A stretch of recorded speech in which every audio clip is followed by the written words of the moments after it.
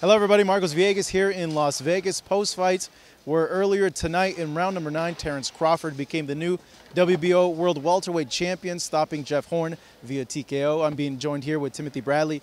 Tim, it was an impressive performance by Terence. He showed that he was levels above Jeff Horn in there. What'd you make of his debut in the welterweight division and the skills he did show in there against Horn? We know that, skill-wise, Terence Crawford was definitely the better mechanically, and he had more weapons and more dimensions to him.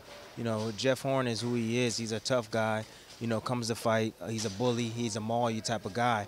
But you saw how Terence was able to deal with that and control the inside game and actually be, I think, in my opinion, a little bit more physical at times. I saw him throw, Horn, almost throw him down, a couple times in the fight.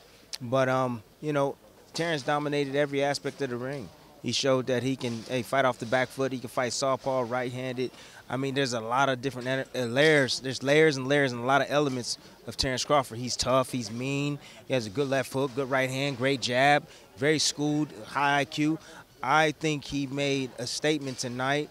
Granted, the opponent that he faced, like I said, Jeff Horn, don't take nothing away from him, but he's not a technician.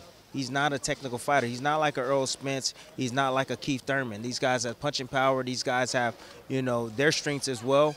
But I just think that, looking overview of the welterweight division, from my experience, a guy matches up with Terence Crawford, they're in for a long night because he can do so much and change up and make adjustments himself in the ring and make it tough for anybody to beat him.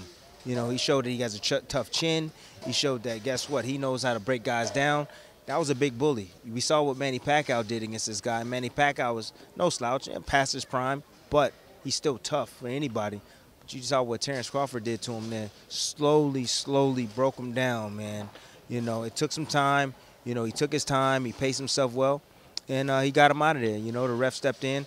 Horn probably could have continued. But you know what? It would have been dangerous for him and would have been dangerous for his health if he would have continued to take that type of punishment and take those big shots. Skill-wise, do you see him right now, given that performance, as the best welterweight in the world? Oh, yeah, without a doubt. I said it once he moved up, he was the best welterweight. I know what type of skills he bring.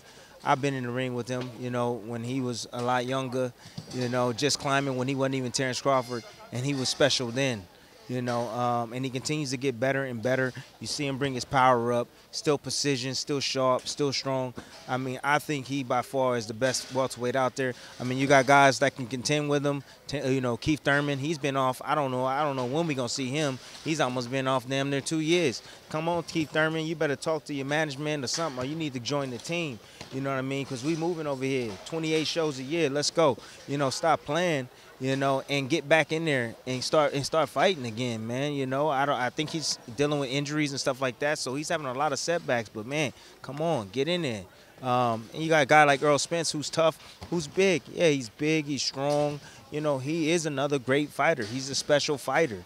He's knocking out a lot of these guys that he's facing. He's showing how dominant he can be. I would love a clash with him and Terence Crawford at some time. Maybe in the end of this year or maybe even next year. It doesn't matter to me. I just want to see him get it on. But these fights are, like I said, are hard to be made.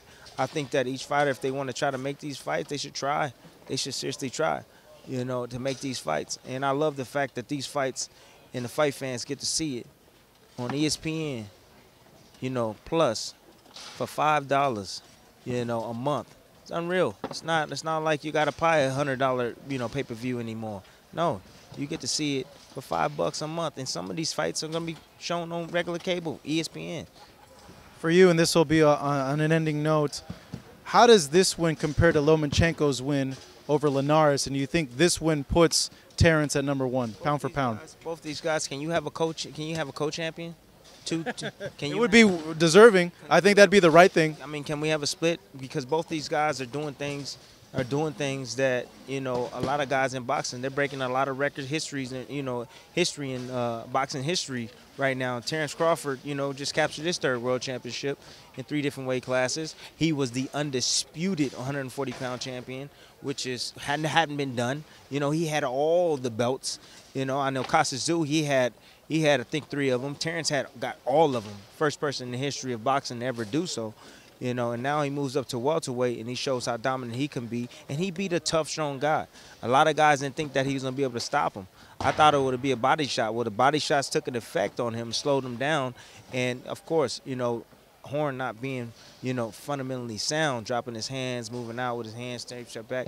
I knew Terence was going to be able to take advantage of those opportunities that Horn, you know, and all the mistakes that Horn does. So I'm impressed. Terence to me is the number one welterweight right now.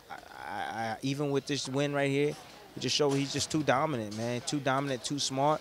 And like I said earlier, he's the real Black Panther.